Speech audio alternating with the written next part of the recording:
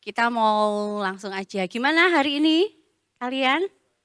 Wah, kelihatan segar, sehat, ganteng. Aduh, lagi depan-depan sini nih ya. Ganteng-ganteng, cantik-cantik gitu kan. Oke, berkat loh kita bisa ada di tempat ini, kita bisa memuji Tuhan itu berkat. Men. Oke, hari ini, dalam bulan ini, kita akan belajar tentang yang namanya agent of change gitu kan, agen perubahan gitu. Nah, aku memulainya gitu ya, karena minggu lalu kayaknya perjamuan, jadi aku memulainya. Jadi hari ini tema kita adalah game changer. Pengubah apa ya, kayak pengubah permainan. Jadi biasanya kalau ini dia akan mengubah sesuatu gitu. Nah, hari ini kita akan belajar mengenai karakter seorang game changer. Aku akan bawa kalian untuk ke satu ayat gitu ya, di Yeremia 29, di mana di situ diawali dengan pembuangan bangsa Israel ke negara Babel. Jadi bangsa Israel ini ditawan gitu, dibawa, dan itu bukan cuma rakyat jelata, tapi rajanya, ibu surinya, pembesarnya, pemuka-pemukanya, lalu tukang pandai besinya, semua yang skillful, semua yang hebat-hebat dibawa semua ke negara Babel. Nah, bangsa Israel ini syok. Bayangin ya, karena bangsa Israel itu sudah terbiasa dengan adanya Tuhan yang bisa melakukan banyak hal. Tiba-tiba mereka itu kayak powerless gitu, dan mereka dibawa ke negara asing. Dan seketika lumpuh. Jadi mereka itu syok dan ada banyak nubuatan-nubuatan palsu yang mengatakan, enggak, cuman 2 tahun Tuhan itu akan membebaskan bangsa Israel. Babel itu akan dikalahkan, cuman 2 tahun. Tapi Nabi Yeremia ini bilang, enggak, masih lama gitu kan. Oh enggak gitu. Sampai di ayat sebelumnya, di pasal sebelumnya itu dikatakan gini, Yeremia itu memakai seperti gandar gitu ya, itu dipatahkan sama Nabi Hananya di pasal sebelumnya. Dan waktu itu Tuhan itu berfirman sama Nabi Yeremia, oke, kamu patahkan yang ini, tapi aku akan menaruh besi. Jadi Tuhan tuh benar-benar enggak, aku ini benar-benar akan membuang bangsa ini ke tanah, ke negara yang mereka enggak suka.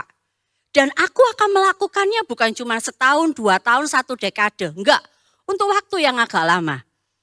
Jadi waktu itu, tapi Tuhan itu ya baik. Tuhan tahu bahwa umatnya ini pasti gimana sih gitu. Jadi dia nyuruh Nabi Yeremia kirim surat ke sana. Suratnya begini, di ayat 5 sampai yang ke-6 ayatnya gini. Kamu dirikan rumah. Kamu dirikan rumah, buat kebun, kamu mengolah hasil kebun gitu ya. Kamu ambil istri, kamu ambil suami istri buat anak-anakmu dan berkembang biak, apa ya, dan menjadi banyak, jangan sampai bertambah kurang. Itu firman Tuhan. Dan itu disampaikan oleh Nabi Yeremia. Bahkan di ayat yang ke-7 dikatakan apa? Kita baca bareng-bareng ya. 1, 2, 3. Usahakanlah kesejahteraan kota kemana aku buang. Dan berdoalah untuk kota itu kepada Tuhan sebab kesejahteraannya adalah kesejahteraanmu. Nah, Tuhan tahu persis nih, ketika bangsa Israel masuk ke tanah Babel, mereka bukan untuk satu kehidupan yang baik. Bukan untuk satu kehidupan yang mewah, bukan untuk satu kehidupan yang lebih enak. Enggak, mereka jadi budak. Jadi aku bisa bayangin setiap hari bangsa Israel ini mulai mengutuki Raja Nebukadnezar. Mulai mengutuki negara Babel. Wah, semoga Tuhan melancarkan pandemi. Semoga Tuhan itu membuat satu masalah, penyakit, pasti kutuk yang keluar. Dan gak ada berkat. Semua kutuk, semua nggak menyenangkan. Bahkan bisa aku bayangkan kalau mereka harus kerja, karena semua yang skillful, semua tenaga ahli dibawa juga. Jadi pasti negara Babel mengharapkan mereka bekerja, ya kan? Pasti mereka bekerjanya ogah-ogahan. Mereka pasti nggak dengan sukacita, nggak dengan segenap hati, karena ini tanah pembuangan. Tapi Tuhan bilang apa? No. Katanya apa? Kamu harus mengusahakan kesejahteraan kota. Ada beberapa hal yang aku mau ajak kalian di sini. Usahakanlah kesejahteraan kota, kemana kamu aku buang. Ingat ya, buang, bukan lebih baik. Yang pertama, kalau di terjemahan The Message, itu dikatakan make yourselves at home there. Biarlah kamu menjadi, buatlah dirimu seperti berada di rumah. Jadi bukan cuma ini tanah pembuangan, ini sementara, jadi aku gak perlu baik-baik, aku gak perlu segenap hati. No, kata Tuhan, make yourselves at home. Yang namanya home, kamu harus betah, kamu harus happy, kamu harus sukacita. Kenapa itu home? Yang paling berbeda antara itu rumah atau rumah orang apa? Itu rumahmu atau rumah orang apa? Ada rasa memiliki, benar? Kalau itu rumahmu, kamu merasa, aduh disayang-sayang gitu kan ya. Kalau misalnya ada anak yang, wah gores gitu, pager gitu kan, kesel gitu. Atau ada yang buang sembarangan di rumahmu, pasti kamu kesel. Karena apa? Itu rumah. Kamu memilikinya. Nah ini yang diminta Tuhan. Ketika kamu aku taruh di satu lingkungan, kamu harus membuatnya, melihatnya sebagai rumah. Bukan tempat buangan. Kenapa? Karena rasa memiliki itu akan membuat kita itu punya empati. Rasa memiliki itu akan membuat kita itu bisa peduli dengan sekitar kita. Kita enggak ignorant, kita enggak cuek. Enggak, kenapa? Karena itu rumah. Itu milik kita. Aku mau kasih pertanyaan, 3 pertanyaan. Kalian angkat tangan kalau kalian tahu ini gitu ya. Yang pertama, angkat tangan kalau kalian tahu nama ketua RT kalian. Angkat tangan. Wah, oke, good. Yang kedua, angkat tangan kalau kalian tahu nama 4 tetangga kamu. Wah, lebih banyak, good. Yang ketiga, angkat tangan kalau kamu dalam 2 tahun terakhir pernah ikut tasyakuran.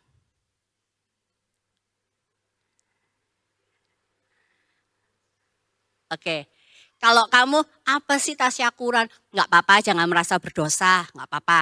Jadi enggak usah angkat tangan, enggak apa-apa, oke? Kenapa aku pertanyakan ini?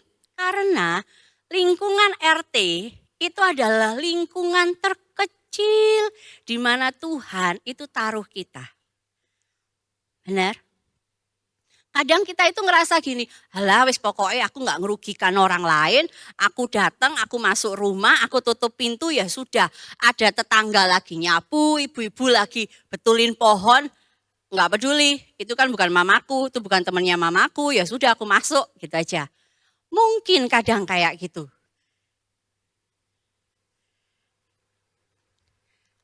Atau mungkin kalian memang terdidik seperti itu.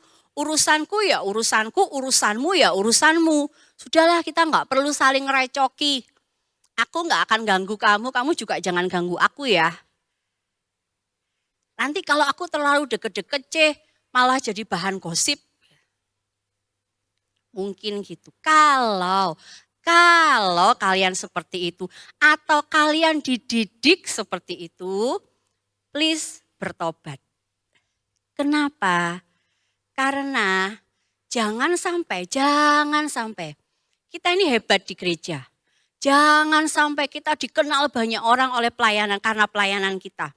Tapi ketika kita di masyarakat, orang nggak ngerti apa-apa tentang kita dan kita nggak punya andil apa-apa dalam masyarakat. Tuhan akan tanya, aku itu minta kamu menyampaikan Injil mulai dari mana? Yerusalem. Lah kok kamu RT aja kamu kok ignore sih? Kalau yang kecil kamu ignore, apalagi yang besar. Dan itu akan bertambah levelnya. Kamu akan semakin gak peduli sama bangsamu. Trust me. Gak akan peduli lagi. Makanya dari sekarang, mumpung kalian masih muda, masih sekolah gitu kan. Belajar hal yang sepele. Nyapa tetangga, mari tante gitu kan. Berikan senyummu yang paling luar biasa, penuh urapan itu loh teman.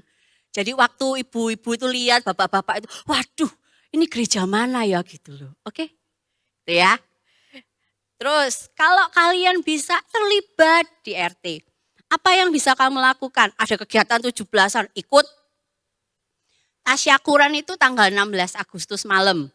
Biasanya satu kompleks gitu ya, per RT itu mereka kumpul, lalu kita itu kayak mengingat kembali setiap perjuangan para pahlawan gitu, lalu kita berdoa.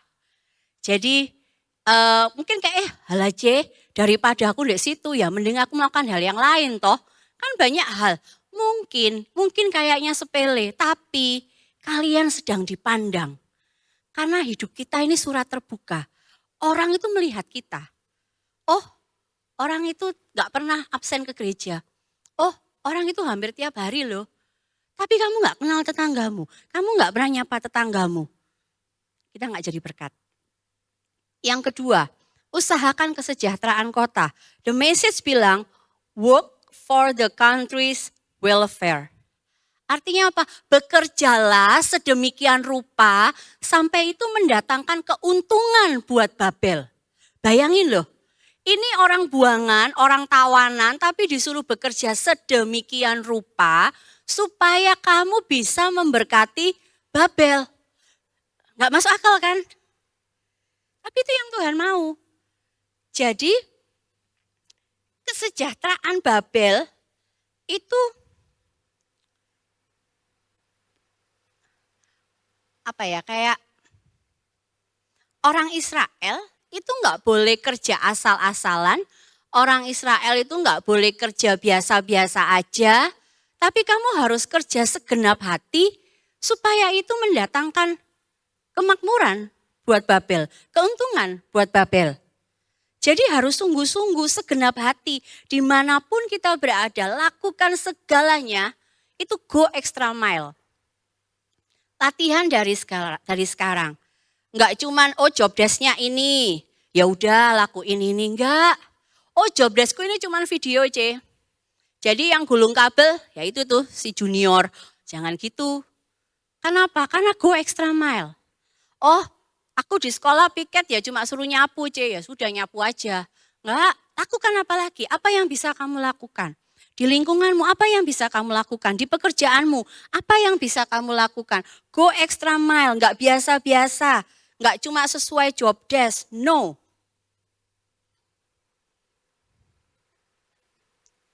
Yang kedua,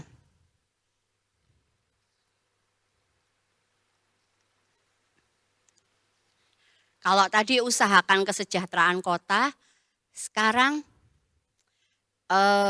belum yang kedua, sorry. Masih tentang ini ya, tentang work for the country's welfare. Yang pertama dari hal ini adalah apa? Punyai rasa sayang, punyai rasa cinta di tempat kalian ditempatkan. Entah itu sekolah, entah itu kampusmu, entah itu lingkunganmu, entah itu pekerjaanmu. Sayangi tempat itu. Jangan cuma sebagai tempat kerja. Enggak, itu adalah rumah kan?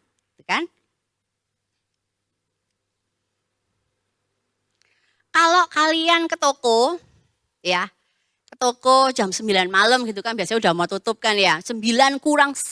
Gitu. Terus kalian ke toko, dan waktu itu yang jaga ini sudah narik rolling door-nya, lampu udah dimatikan, udah seret separuh. Terus kalian bilang, Pak, saya mau beli. Kalau yang jaga ini penjaga toko, karyawannya, bilangnya apa?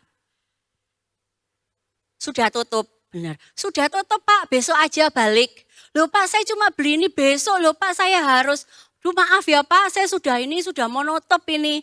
Pasti gitu. Tapi coba kalau yang jual itu omnya, AI-nya gitu, pasti bilang apa? Oh iya, iya mau beli apa kamu nih? Gitu kan. Padahal lampunya dinyalain lagi, kamu mau beli apa? Peniti AI, cuma peniti satu, oh iya gak apa-apa. Kenapa? Yang punya, bukan upahan. Kalau seseorang itu punya rasa memiliki, seseorang itu punya rasa sayang terhadap tempat-tempat dia ditempatkan, gitu ya. Maka dia itu akan menganggap tempatnya ini entah sekolahnya, kuliahnya, lingkungannya, entah itu pekerjaannya, perusahaannya, itu sebagai satu tempat yang harus diperjuangkan. Jadi nggak cuma biasa-biasa gitu loh. Pegawai upahan itu nggak akan merasa rugi kalau hari itu dia kehilangan 5.000. Enggak, halah 5.000 lo, paling gitu. Tapi kalau ini yang punya, waduh, tadi aku mau tutup toko loh, aku dapat 5.000, berkatku, pasti gitu. Ya kan? Pasti beda. Nah, kemarin jadi dalam 2 hari ini aku itu ketemu sama 2 teman bekerja di tempat yang berbeda gitu ya. Tapi sebenarnya punya masalah yang hampir sama.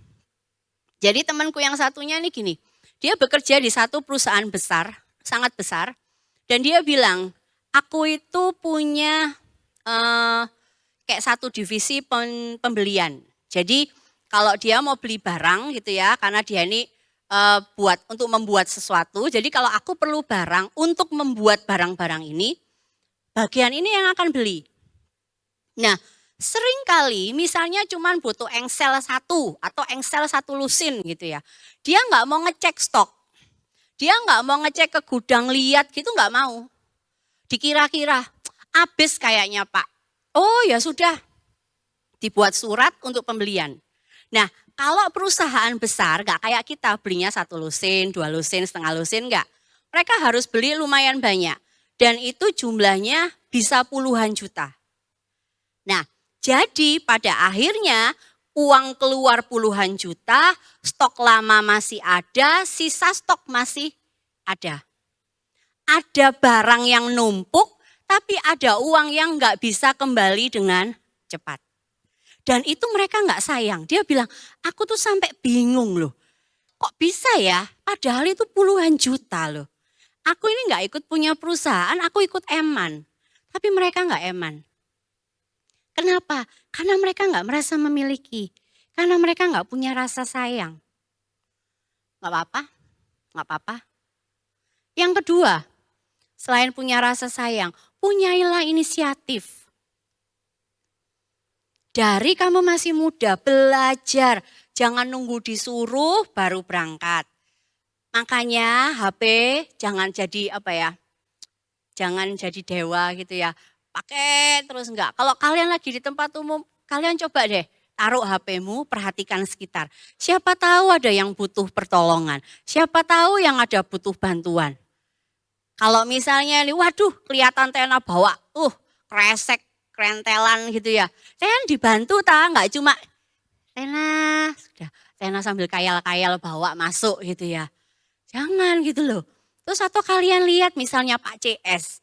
Pak CS itu misalnya ngambil apa terus dia juga bingung karena banyak bawaan. Bantulah. Jangan nunggu. Lah kan memang dia dibayar. Lah apa aku? Aku kan sudah ini gak usah lah. Jangan, belajarlah berinisiatif. Belajarlah punya kayak mengembang, kayak cepat tanggap gitu loh dengan keadaan sekitar. Itu yang harus kalian latih beneran. Jadi temanku ini cerita, dia itu punya 1 anak baru. Anak baru ini sebenarnya sudah nggak baru-baru banget, sudah sekitar 2 bulan, 3 bulan, tapi nggak pernah ngerti-ngerti. Dan dia kalau apa-apa itu harus disuruh, itu loh bantuan si mbak ini, itu loh bantuan ini. Sampai temanku ini bilang gini, aku bingung loh, karena waktu kita ini masih baru, kita itu biasanya kalau gitu tuh kita lihat senior, langsung dibantuin, sambil belajar. Kenapa? Ketika kamu berinisiatif, senior-seniormu ini memperhatikan. Dan lebih dari itu Tuhan yang memperhatikan. Dan promosi itu datangnya dari Tuhan loh, bukan cuma dari bos. Kalau kamu berinisiatif, kamu go extra mile, kamu mempermuliakan Tuhan dalam hidupmu. Dan ketika kamu mempermuliakan Tuhan dalam hidupmu, maka Tuhan akan memberi promosi. Dan kalau promosi yang diberikan Tuhan, gak akan bisa diotek sama manusia. Enggak bisa. Jadi belajar dari sekarang. Belajarlah berinisiatif. Loh nanti aku malah dimanfaatkan. Nanti kan dia malah seenaknya sendiri, ya bisa juga enggak. Bisa jadi karena ketakutanmu aja. Belum terjadi kan? Lah ngapain kamu mikir gitu? Bisa jadi enggak kok. Oke, belajarlah berinisiatif. Yang ketiga,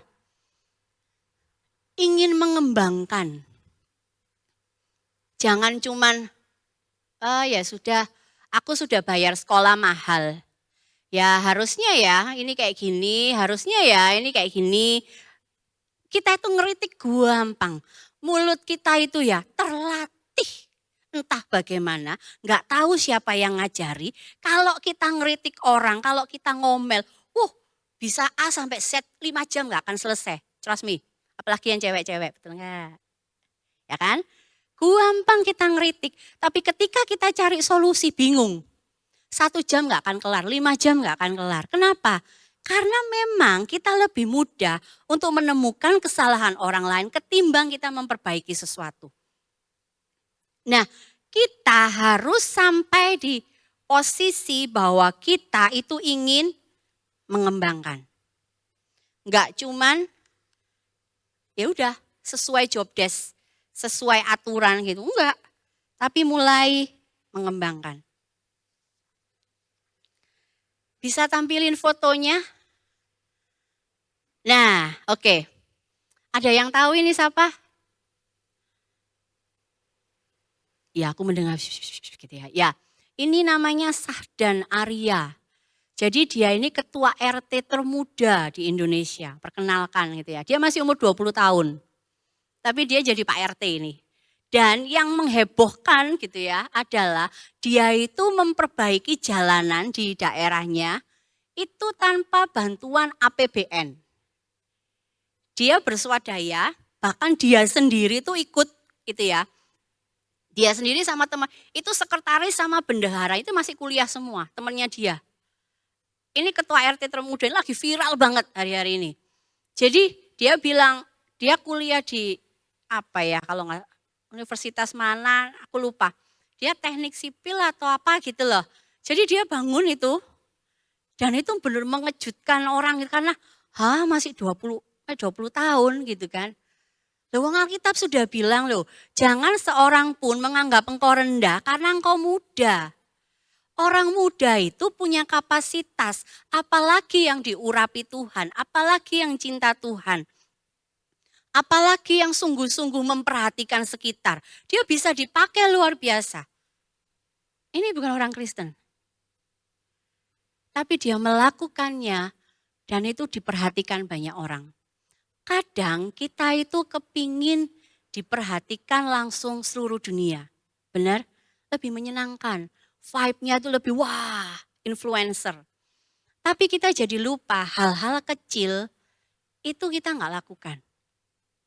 Hal-hal kecil itu enggak kita kembangkan. Jadi dari sekarang yuk belajar banget buat itu tadi apa? Punya rasa sayang, punya rasa inisiatif, lalu punya apa ini ingin mengembangkan gitu ya. Jangan punya mental upahan. Tapi punyai mental pemimpin.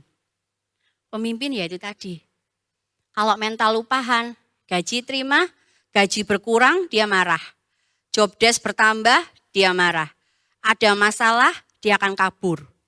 Makanya kenapa Tuhan bilang, jangan seperti gembala upahan. Karena gembala upahan itu akan lari ketika meninggalkan domba-dombanya, ketika ada masalah datang, ketika ada beruang, ketika ada singa yang menerkam, dia akan lari. Tapi kalau ini gembala beneran, gembala yang punya rasa memiliki, dia adalah pemimpin mentalnya, Dia akan lakukan sebisa mungkin untuk melindungi kawanannya, untuk melindungi lingkungannya, untuk melindungi tempat dia bekerja. Jadi punyai mental pemimpin. Lalu yang ketiga, ya. Kalau tadi make yourselves at home, lalu work for the country's welfare. Yang ketiga adalah berdoalah buat kesejahteraan kota.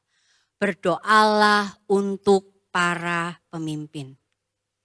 Kalau kita sudah memiliki, kita sudah punya rasa memiliki nih, memiliki lingkungan sekitar kita, terus kita punya rasa sayang, kita pasti otomatis kita akan berdoa. Kalau kamu nggak punya rasa memiliki, pasti nggak punya rasa sayang. Dan boro-boro mau berdoa, males. Mungkin hari-hari ini kalian sudah ini ya, dengar banyak gitu kan. Ada banyak korupsi gitu kan. Terus ada juga ketidakadilan sosial, guru yang nggak dibayar sekian bulan. Kalian pasti dengar orang-orang yang sombong gitu kan, lalu mereka mulai merasa diri lebih hebat dari yang lain kayak gitu. Dan kalian mungkin bakal gini, berbagai respon, ada yang marah, terus give up, wes memang gak ada harapan kok, percuma tinggal di sini. Mungkin ada juga orang tua kalian yang sudah mulai ancang-ancang, kamu nanti lulus SMA, pergi ya, kuliah di luar negeri, kerja di sana, wes gak usah balik. Mungkin ada yang gitu. Atau mungkin ada yang gini, wes aku gak peduli, aku mau ngurusi urusanku sendiri. Wes pusing gitu. Tapi ada juga yang ketiga, memikirkannya lalu berdoa. Apa yang bisa aku lakukan? Aku harap kita semua di ruangan ini adalah tipe yang ketiga. Kita berpikir, lalu apa ya? Kita bisa lakukan apa ya? Kalau itu memang terlalu besar, oke kita berdoa. Tapi kalau itu sesuatu yang bisa kita lakukan sekarang itu loh. Kamu mau bantu orang itu susah di mana? Kitabisa.com itu loh sudah terbuka, benar? Kamu bisa bantu orang di sana. Mungkin buat kamu, hal aja ini loh cuma uang berapa, cuma buat beli matcha latte. Tapi buat orang-orang itu adalah 2 kali makan pagi gitu loh. Jadi gak ada yang sangat sedikit, gak ada yang sangat kecil, semuanya itu berarti. Tapi apakah kita mau dan memperhatikannya? Bisa jadi enggak.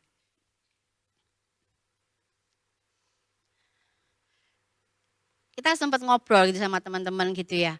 Kok bisa ya ada orang-orang yang tega korupsi sedemikian triliun. Gitu. Terus ada orang-orang yang gak sungkan, gak malu untuk mengambil untuk keuntungan diri sendiri. Gak mikirin rakyat, seenaknya sendiri kok bisa ya. Padahal mereka itu kaya banget loh. Harta mereka aja waduh, kamu bisa beli sepeda motor berapa itu kan. Tapi kok masih dia itu kepingin dapat, masih kepingin kayaknya kurang gitu. Itu enggak terjadi dalam semalam. Tiba-tiba dapat insight malam-malam dia jalan-jalan. Terus aku tak bikin korupsi 1 triliun. Enggak. Itu dimulai dari ketika mereka masih muda. Pelan-pelan, tambah besar. Mungkin tadinya cuma beli barang. Oh beli barang harganya 5.000, oke dia minta nota kosong, tulis 10.000. Atau misalnya kamu sekolah, nggak apa-apa lah nyontoh temanku dikit. Simple. Hal yang kecil, kejahatan itu nggak pernah dimulai dari hal yang besar langsung, nggak. Tapi hal kecil-kecil, kejahatan kecil-kecil yang tidak tertangkap gitu ya. Dan lama-lama bertambah besar, levelnya juga bertambah besar. Dan kamu akhirnya lama-lama nggak punya nurani untuk berkata bahwa itu salah. Itu yang menakutkan. Karena Tuhan itu taruh rohnya di dalam kita. Itu kayak ngasih warning. Hari ini kamu ngambil uang di dompet papamu gitu ya, cuma 5.000. Besok gak ketemuan 10.000. Terus mulai lebih meningkat, lebih meningkat, lebih meningkat, lebih meningkat, lebih meningkat. Dan itu terbawa sampai kamu dunia kerja, terbawa sampai kamu berumah tangga, kebutuhan lebih banyak, lebih terbawa lagi. Dan akhirnya apa? Kamu sampai nggak bisa lepas. Kenapa? Wis terlalu banyak yang ikat. Jadi dari sekarang, ayo belajar. Ayo belajar seperti tadi yang Tuhan katakan, usahakanlah kesejahteraan kota. Make yourselves at home. Kamu ada di Indonesia bukan karena kebetulan. Kamu ada di Sidoarjo bukan kebetulan. Tapi Tuhan punya rencana. Oke? Kalau kamu mau jadi game changer, latih dirimu dari sekarang. Nggak usah langsung kepikir, wah aku harus gini, wah tadi targetku 20 tahun, aku sudah 29 tahun, telat gitu. Waduh enggak, latih dirimu dari sekarang. Punyai rasa memiliki, punyai rasa sayang, punyai inisiatif, ingin mengembangkan, berdoa buat kota. Punyai dari sekarang. Supaya ketika waktunya tiba, Tuhan itu bisa promo kamu dengan luar biasa. Dan kamu sudah siap nih, kenapa? Karena sekarang lawanmu ini cuman ya teman-teman satu kelas, teman-teman satu sekolah gitu kan. Tapi ketika kamu kerja, ketika mungkin nanti kamu kerja di instansi pemerintahan, kamu punya jabatan dan kamu bertemu dengan banyak kecurangan, apa yang bakal kamu lakukan? Karena nggak semuanya bersih. Apa yang bisa kamu lakukan? Apakah kamu ya wes ikut aja ya ini sudah begini gitu. Nah itu yang kamu nggak akan bisa jadi game changer. Jadi dari sekarang latihlah dirimu dengan hal-hal yang sepele tadi. Supaya ketika sampai di posisi yang perlu integritas kuat, kamu bisa berkata no. Apapun resikonya, no. Karena aku tahu ini salah. Tapi itu nggak akan bisa kamu kerjakan kalau dari sekarang kamu nggak latihan. Berdoa, ucapkan berkat, jangan kutuk. Mungkin kamu mulai, sini memang ini, enggak. Ketika kamu dengar ketidakadilan, kamu bilang, Tuhan berkati pemerintahku. Berikan roh yang takut akan Tuhan. Tuhan berkati kotaku. Berikan hati yang perhatian terhadap rakyatnya. Tuhan berikan pemimpinku kekuatan, keberanian untuk melakukan yang benar. Bertindak tegas untuk melawan ketidakadilan. Tuhan, ucapkan berkat, ucapkan berkat. Karena orang percaya ditempatkan dalam satu kota, dalam satu negara, bukan untuk mengutuk, tapi untuk memberkati. Mulut kita, perkataan kita itu mengubah atmosfer. Kita ini dewan-dewannya Tuhan. Ada DPR, betul. Tapi kita bisa bawa perkara kita ke hadapan Tuhan. Dan kita bisa bilang, Tuhan ini perkaraku. Dan Tuhan bisa lakukan. Jadi mari kita belajar lagi, berdoa lagi buat orang. Kenapa? Karena kesejahteraan kota itu kesejahteraan kita. Bukan sebaliknya. Kamu sejahtera, punya gaji cukup, terpenuhi sandang pangan papan, bukan berarti kotamu sejahtera loh. Tapi kalau kotamu sejahtera, lingkunganmu sejahtera, pasti kamu itu sejahtera. Itu yang dimaksud Tuhan. Jadi jangan mikir kamu dulu, cari keuntungan diri sendiri. No, pikirkan dulu kepentingan orang banyak. Pikirkan dulu kepentingan kotamu. Pikirkan dulu kepentingan bangsamu. Karena ketika bangsa ini sejahtera, kamu akan sejahtera. Kalau bangsa ini aman, kamu akan aman. Benar kan? Nggak peduli berapa kayanya kamu kalau kemarin berlanjut, ya kamu pasti ketir-ketir. Rumah ditinggal, kamu mungkin punya uang buat keluar negeri, tapi rumahmu nggak ada yang bisa jaga. Kalau ada apa-apa ya semua akan minggir. Siapa yang mau menjaga? Tapi kalau kota ini aman, meskipun kamu nggak punya banyak uang gitu ya, kamu juga akan merasa tenang. Betul? Kesejahteraan kota adalah kesejahteraan kita. Jadi yuk sama-sama kita belajar. Punyai extra mile, punya rasa memiliki, kita go extra mile, kita punya mental leader, bukan upahan, kita berdoa. Tim PAW bisa naik.